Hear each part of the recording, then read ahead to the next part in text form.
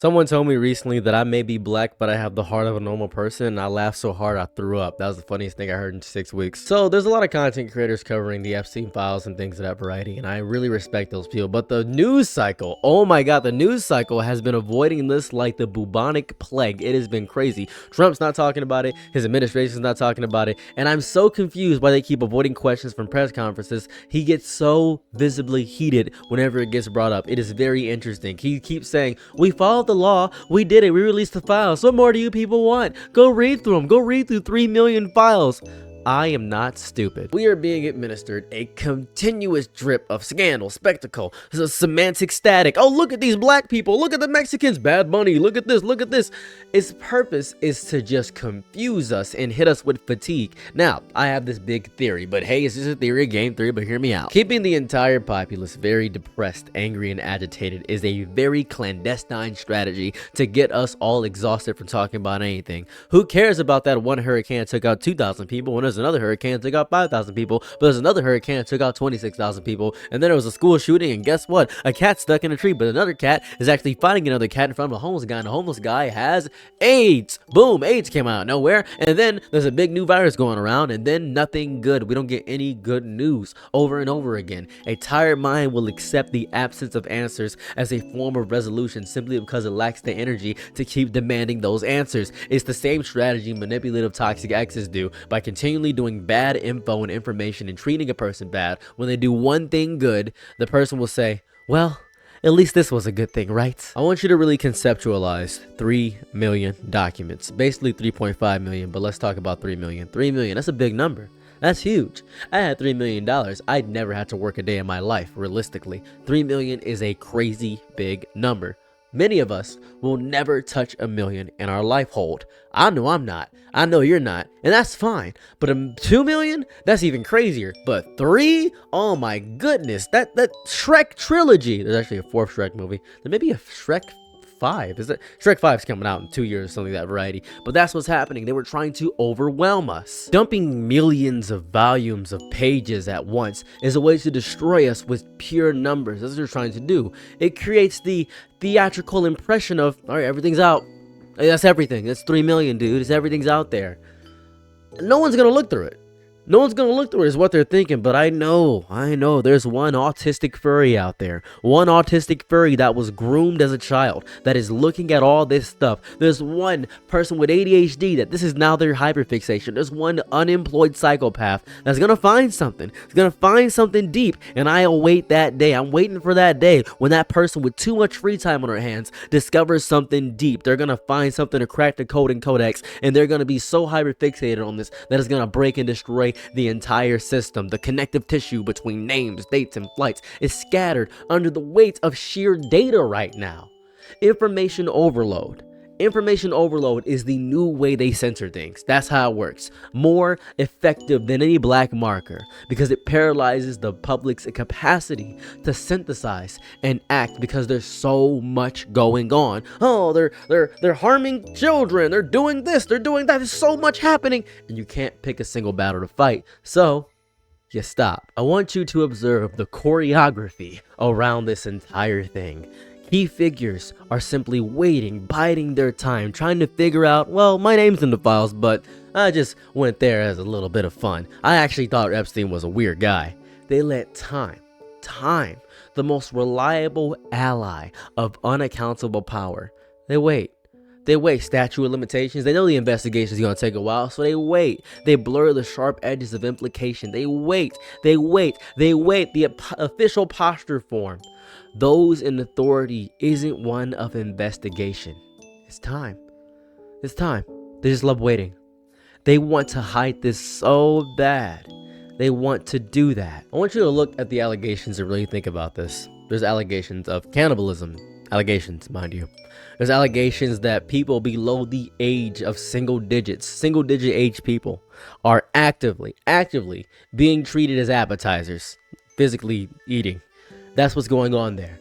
The allegations are sickening, and it gets worse than that. Skinning things, it's so bad. But there's no cascading arrest. No urgent system-wide prosecutorial energy. None of that. The silent silent things that are going on right now. And the silence from the institutions built for exactly this kind of reckoning. That's their statement. The silence, the quiet mutual agreements among power centers that some truths are too disruptive to pursue. At the cost of unraveling this web is deemed higher than the cost of letting it fester in public view. The silence is the verdict that they are selling us over and over and over again. And this is depressing. It is depressing. Because why are they hiding this? And I know that they're going to say, we've released it all. Look at all the files. You can see them for yourselves. What do you mean? We have everything. Look. I want you to imagine this, if you would, for a moment. Imagine if you've been waiting for a couch for 3 weeks. And then you order a few things extra with that 3 weeks. And they keep saying, well, you can add this order to your couch order. And then you ordered like 15 things, right? 15 things all piled up on this order. And then all at once you get all things. And you were prepared to build that couch, but you also got a desk, you also got a lamp, and you got a chair. You might let your package sit for a second. You might wait a second. And I'm imagining a lot of people are letting the package sit because they're probably taking it in stride, may taking a moment. There are 335 million Americans and there are 3.5 million documents. That's a lot to parse through. A lot of Americans, a lot of time, a lot of people, and people may come to different conclusions. There's so much to talk about with this. This may go on for years and nothing may happen. And the unbearable part of this whole thing is the obviousness of the playbook.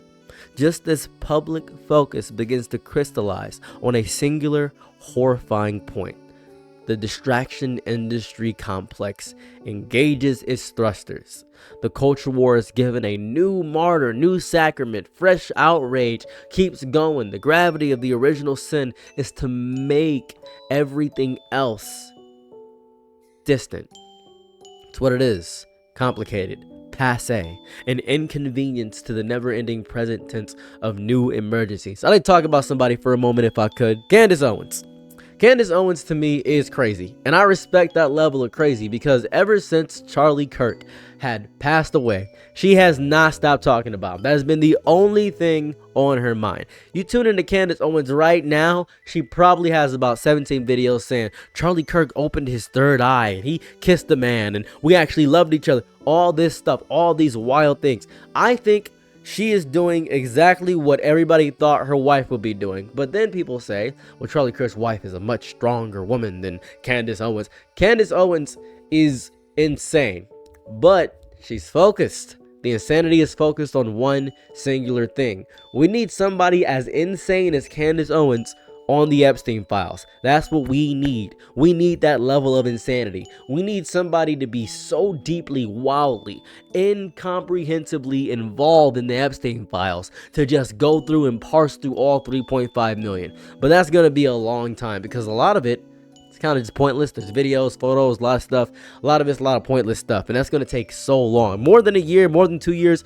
Counting to 1 million is a long task. This is going to be a second. Exhaustion is not surrender, my powerful, powerful static choir. I'm so proud of you. Beneath the tidal wave of noise, a counter current persists. People are still reading, still cross-referencing, still refusing to let the strategy of scale succeed. They are demanding the truth to be more than a byproduct of their bandwidth, that it must be a destination. This demand is the antithesis of the deluge. It is slow, focused, and patient. And I know in a world of deeply instant gratification, that is hard to do. I need you to be a little patient. We are going to get somewhere. So help me, we're going to get somewhere. To any passing politician that chose to watch this video of a random black guy with his hair done in his room in his attic right now, you can delay. You can dilute the conversation with a million other conversations. You can wrap the horror in endless layers of bureaucratic and digital paperwork all you want to. But what you cannot do is erase the human insistence that sits beneath it all.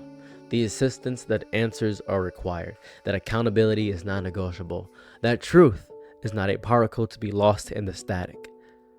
I await you, my friend. Heard a crazy theory someone said one time. They said, well, they're gonna find people guilty and then Trump's gonna pardon all the people because the investigation is gonna be done fraudulent and called a Democrat scheme. And I say we go after Trump first. I think that's the best thing to do because these were crimes committed before he was president, so he can actually be tried on them. And I'm hoping that works in the law. That'd be great. The files can be buried under an avalanche of other information, but the question they pose is geological. It will wait. It will wait. It will wait. I'm ready to wait. In any case, tell me how you feel about the whole Epstein debacle. Tell me how you feel about the files. Tell me how you feel about Donald Trump trying to hide everything. And if you support this content and love me as a creator even deeply, hopefully you'll subscribe. And if you love me a lot, you'll give me $1 a month on my Patreon. You don't get any extra benefits. It's just general support, not appreciated because, you know, it takes a lot of time to make these videos. If not, that's fine. Doesn't really matter to me. I do appreciate you watching the video indefinitely. Have a lovely day or night wherever you're at. I'm out. Peace. Bye.